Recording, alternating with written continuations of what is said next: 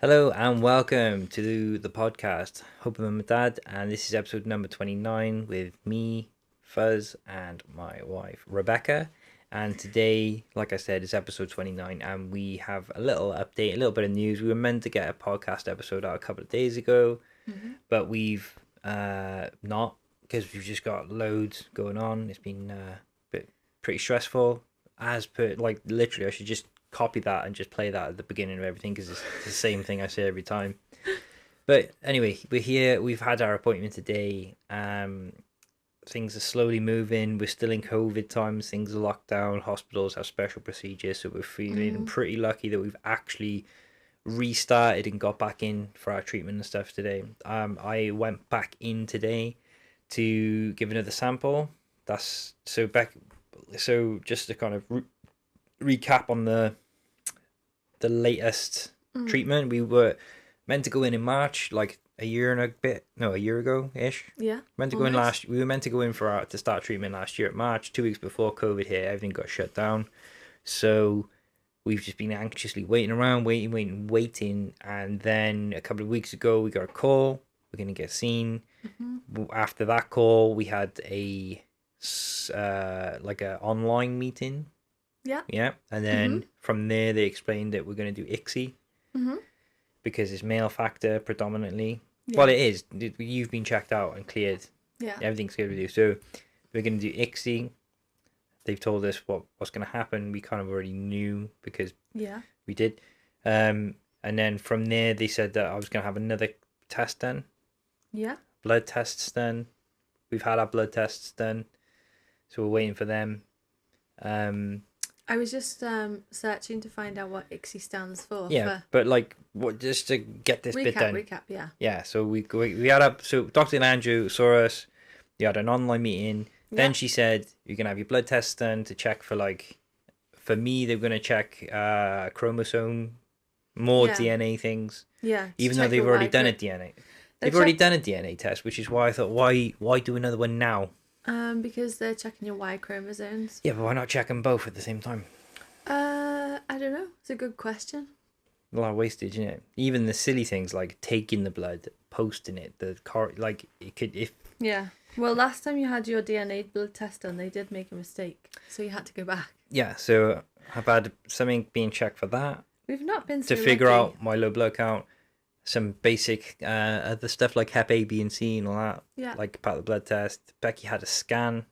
And we both. Oh no, I swabbed. You didn't swab. No, Becky had a swab. Kind of like a sexual health type of swab. Yeah.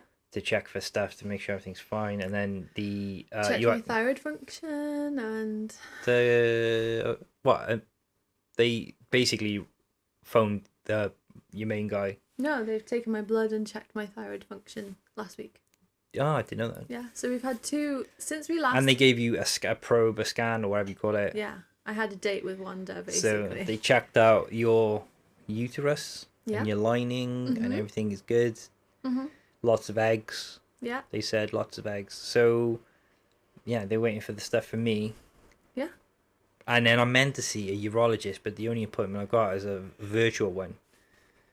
So we need to work that out. So we're going to definitely call the clinic again this week. But basically how annoying would it be if they were good to go and they were like, yeah, you just need to see the urologist. The urologist gives me an online appointment and goes, yeah, I need to see you. And you go, yeah. We know. Why have we got an online appointment? I think the deal is that the urologist is internal. He's part of the Wales Fertility Institute. So really?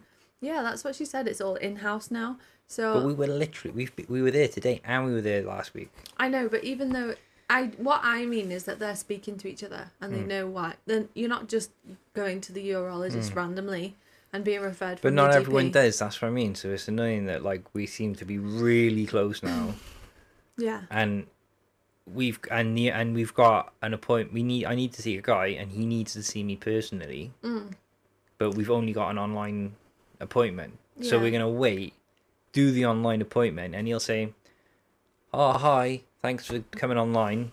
Yeah, no, we need to see you. And you think, why couldn't that just be instead of the what is the point? Yeah, I don't get it. It seems a bit of a roundabout way of doing things. But if we phone them, we might find that they've got you a face-to-face appointment before the video consultation, and that might be a follow-up. They haven't told us.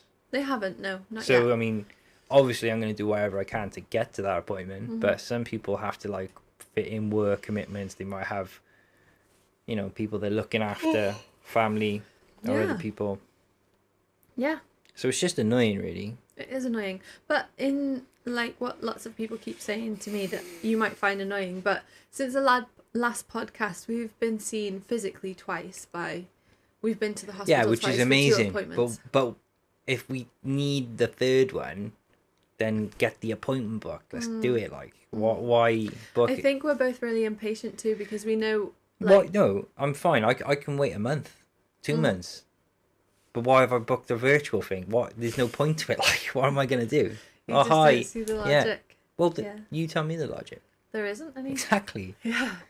It's taking time out of a doctor's day. Yeah. And he actually like why do a video consultation just Phone why call. doesn't he just phone you? Yeah. He doesn't need to see your face unless he wants you to waggle your balls in front of the camera. You couldn't do it visually. You'd have to feel him and that, wouldn't you? Yeah. Yeah. So pretty annoying. We're so close. Yeah, we can't do it until this last bit's checked off, and we don't even have a. We've got a virtual appointment for a physical thing, so. You're annoyed. Well, And I'm really yawning. it is sorry. annoying. So it's too hot in here. That's why. Yeah, well, I did turn the heater off. Yeah, it's just because I'm tired. It's been a long day.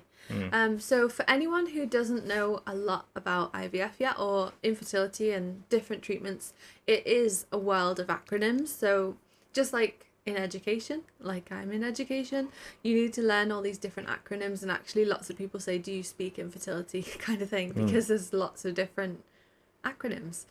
So ICSI stands for intracytoplasmic sperm injection. That's what it stands for. I don't know. Can you hear that rumbling? Yeah, it's the heater. Is it on? Yeah. Turn it off. You're literally falling asleep, and I said it's because it's too hot, and you've got a heater grumbling behind you, which is not good for listeners anyway. Yeah. So that's what ICSI stands for. And there's lots of other funny abbreviations that maybe I could explain in a reel or something on Instagram.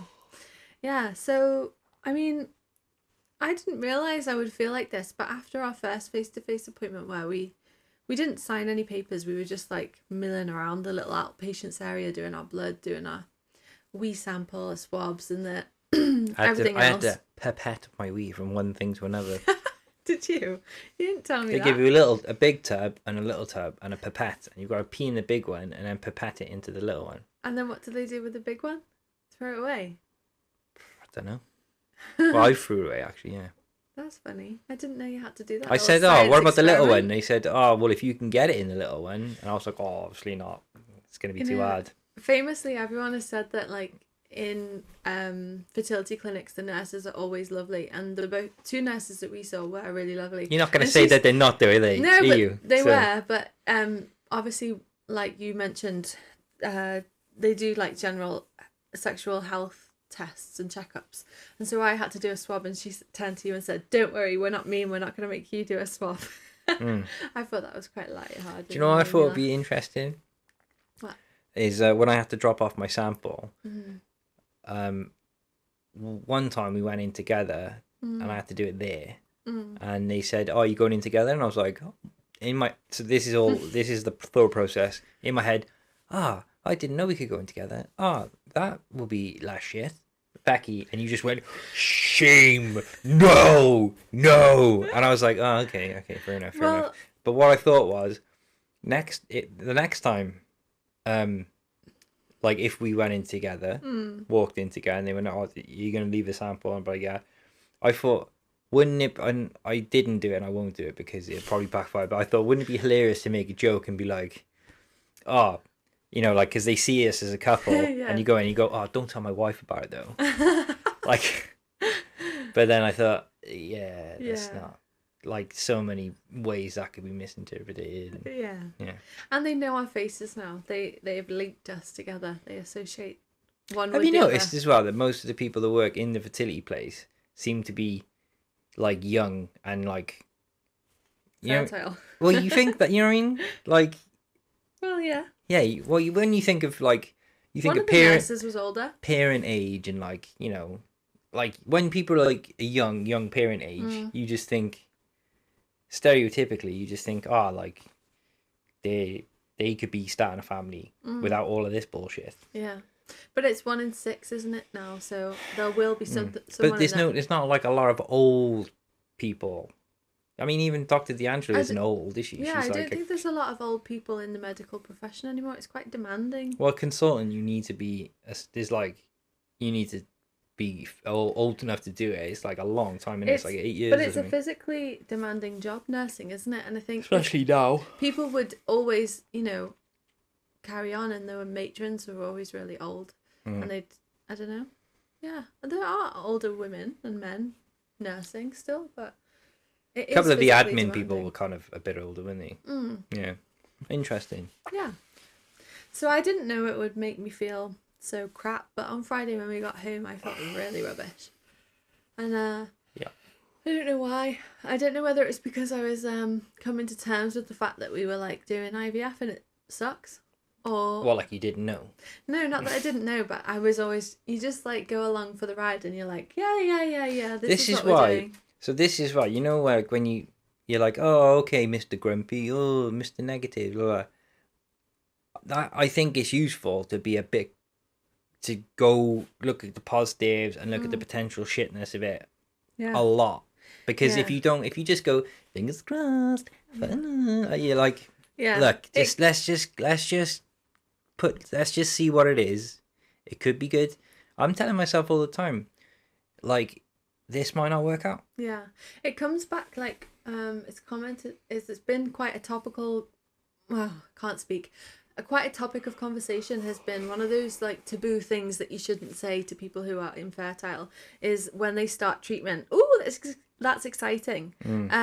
But that didn't ever bother me. It hasn't bothered me, and people are. It is exciting whether you're worried, it is whether exciting. You're like looking forward to it or you're worried. Yeah, it's excitement either way. Yeah, but it really wasn't exciting when I met I think if someone Wanda, as she's known. Yeah, if someone's going through infertility and you're talking to them about it, like, first of all, if we talk to anyone about infertility, and we do openly, then I expect, I just give people the benefit of the doubt that they're not being dicks, and that I won't get offended by stuff that they say. And I generally don't care anyway. Yeah, I don't. But get some offended. people get upset and they shouldn't have said that, and that hurts my feelings, which is totally fine.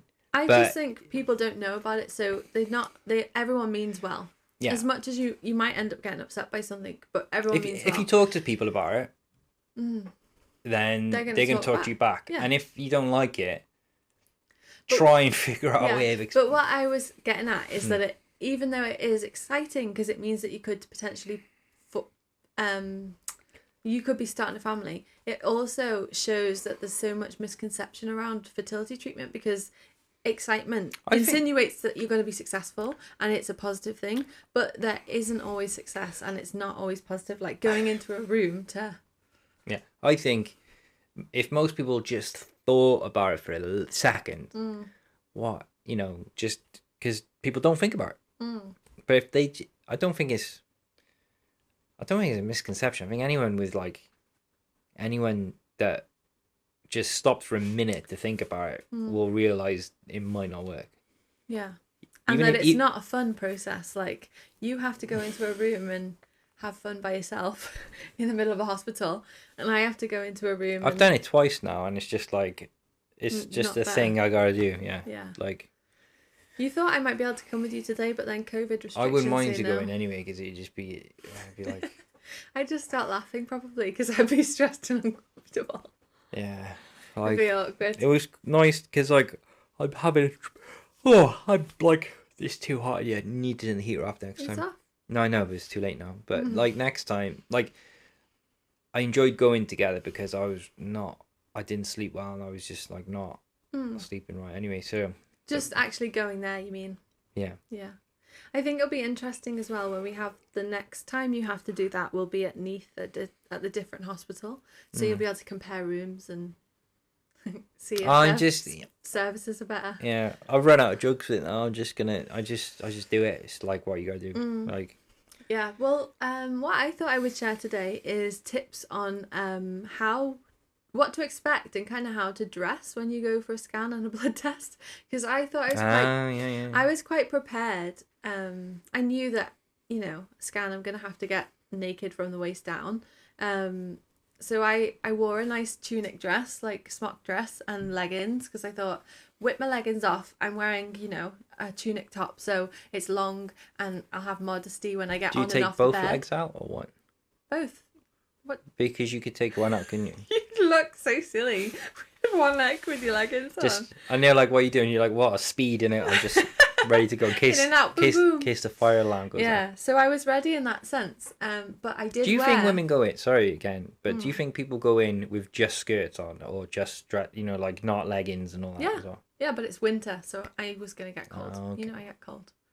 But the boo boo that I made was that I wore my boots, my winter boots, and they're lace ups. So it took ages to get them on and off, and they're waiting on the other side of the curtain. You had your little Cinderella moment, and just plonked your foot down. You went, undo this. It was fine taking them off because they would wait, but like when you get them back on, you feel like you have to hurry. Do you know what does make sense to me? What? Lace up boots with a zip on the side. Yeah. So they're decorative laces. Yeah. Why weird? Anyway. Fashion. Yeah. So. My top tips would be yes to wear like easy accessible clothing, like you said in the summer. What about like a onesie with a massive zip? Don't wear a onesie because then you'll be naked on the top. Never ever wear a jumpsuit or a onesie. They give you a tiny little blue paper towel to cover your modesty, and if you were sat there with just a bra on because you were wearing a onesie, what's up? you're like, oh hey. Unless your onesie has a zip in between the legs instead of a zip down the middle. I thought like the zip goes down, you just comes off. No, the zip goes down and then you have to step out. I'm being silly. You are. That's not a good idea. So in the summer or the spring, yeah, wear a dress or a skirt. And in the winter, I think leggings is just the easiest option. Something that you feel comfortable in, anyway, is the be-all and end-all. And wear slip-on shoes. Don't wear lace-ups. Wear slip-on shoes because it'll just be easier to whip them off. And I thought I was so prepared, but then obviously we went round for blood tests. So the other thing you need to remember, I was wearing this tunic dress, which was long sleeves down to my wrists, and you obviously have to pull your sleeves up for a blood test. And I couldn't pull my sleeves up because the sleeves were too tight. So you got undressed. Yeah, so I had to get undressed for my blood test. But fortunately, it was They were like, she's a bit much. Well, they were like, I'll just pull the curtain round because you were in there. And I was like, oh, don't worry, it's my husband. So they thought I was stripping off, like, in front of a random man because it's you do give off that vibe, but... It was the phlebotomy unit of the hospital, not the phlebotomy unit in the clinic. So... yeah, you could have been any man. Yeah, because they were just like, are you okay? I was like, yeah, that's my husband over there. I was like looking at you going, what's she doing? And they were probably like this what? was uncomfortable. Yeah. Yeah, it was uncomfortable. So make sure you know what you're going for. If you're having bloods, make sure you have short sleeves or like easy access to your veins and slip-on shoes. Or this is the perfect outfit, ladies, for you, right? Go in a skirt and a vest. Yeah, maybe. Boom. Absolutely practical. But in the middle of winter, around. It's not. In the winter, it's obviously not. You'd look a bit odd, but and you'd feel a bit freezing, which isn't going to be comfortable. You'd look odd, but tell me though, just on practicality's sake of it, that would probably be the most that is practical. Super practical. But you'd probably look a bit silly. In the winter. Not silly, but like if you look silly in the winter. But yeah, think about what you're gonna wear because like me, you might end up stripping off in the phlebotomy clinic. Just like, rather than in the fertility clinic, and the nurses are just gonna be like, what the heck are you doing? That's why she said, oh, we can pull the curtain. I heard her say that, and I was said, just like, we can pull the curtain around. I was like, I've seen it all before. It's fine. They didn't know we were a couple. Like we were just two random people. But they still like let you. That's hilarious. Yeah. So that's funny. I was just doing a dance, like they could have called someone else in as well. Girls know that awkward feeling when you've got a dress on and you're trying to like pull one arm out, like it was really. And you're stuck like that, and you're like, help. It was not cool. I was really smug, like for the first part of the scan when I just whipped off my leggings, like I'm ready, quick.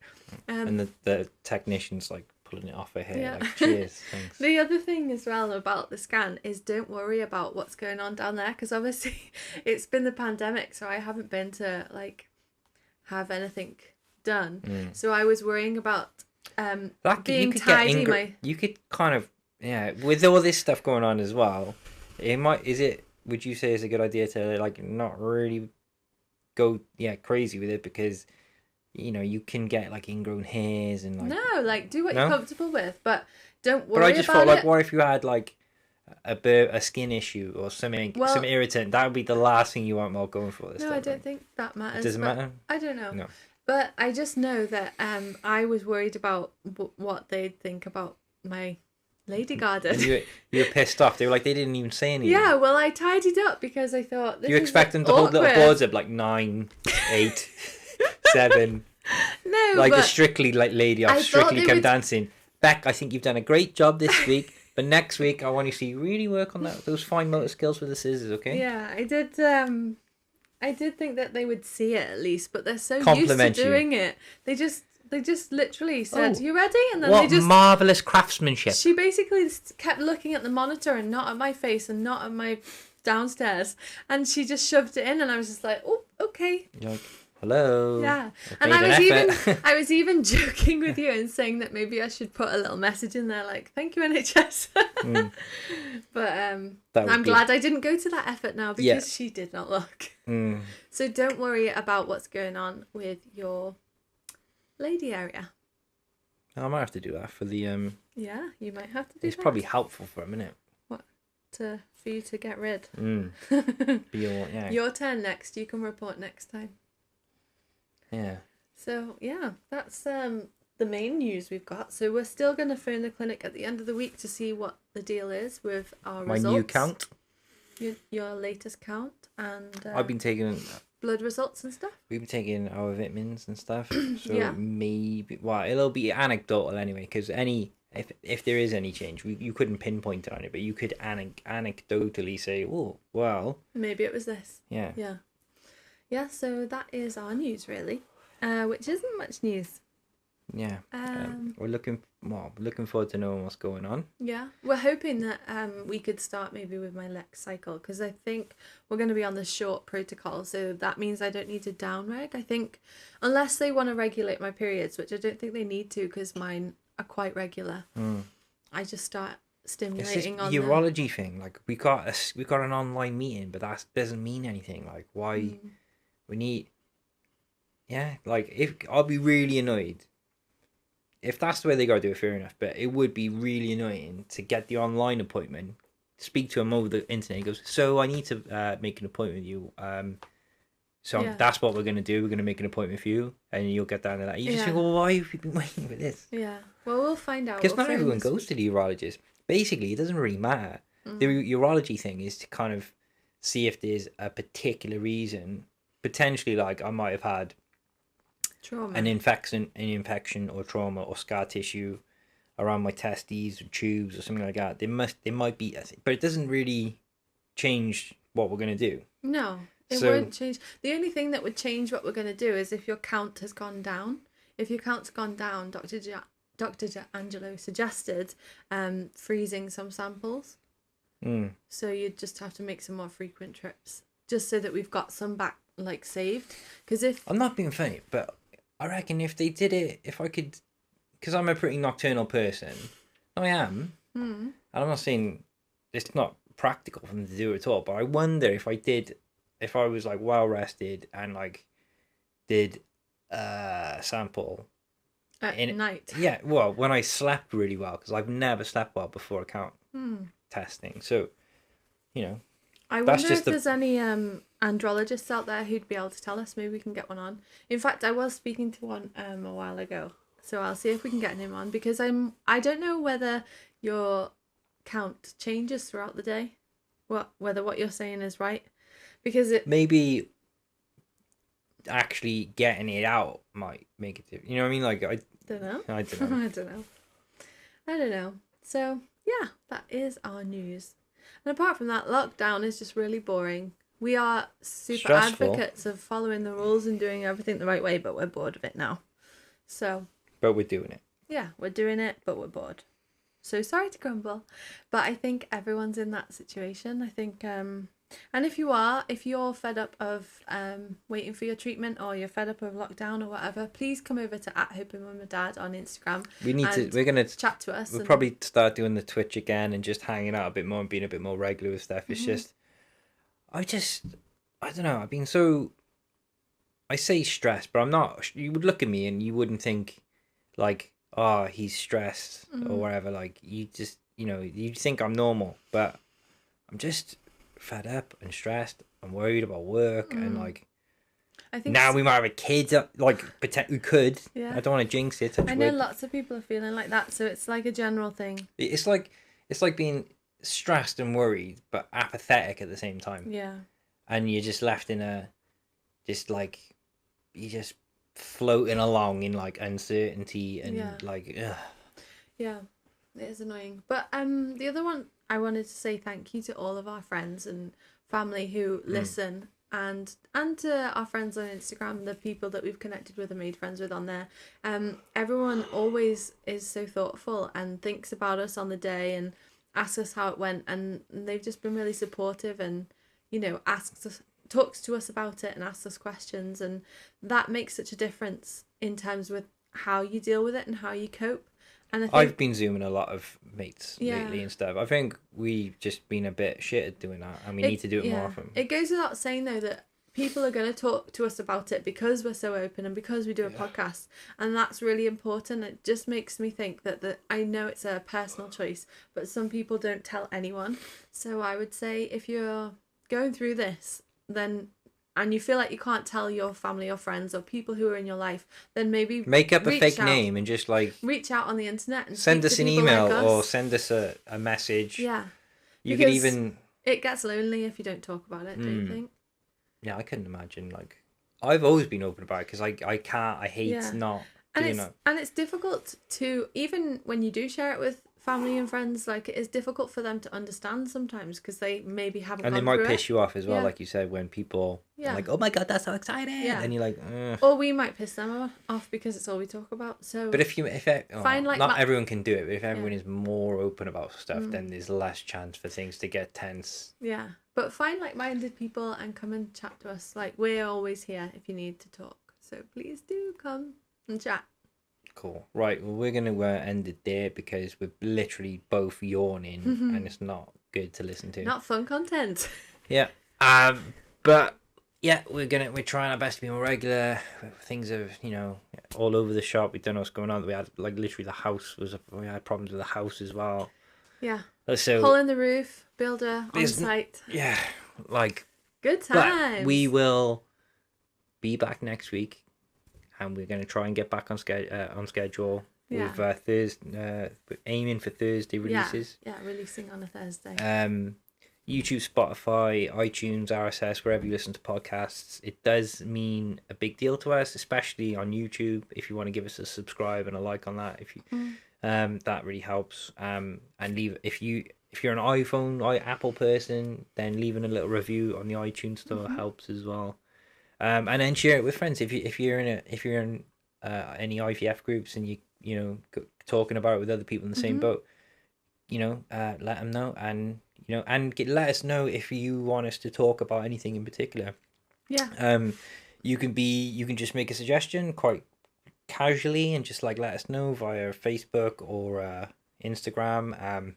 And if you want to kind of just sort of chuck something out there and like not get too involved, just let us know, and then we'll just like take whatever you say on board and like not, because that probably wouldn't apply to too many people, but it might apply to some who are going through it but don't really want to have their social media blow up with like stuff. So if you want to like just ask us anything or talk to us or anything, but don't want us to reply to you or like have social media linking it back to you, just send us a DM or whatever, and we get it. Like, 'cause some people don't want to have it public and stuff like that. So, yeah, let us know. We're going to go, and we will see you next Thursday, hopefully. Bye.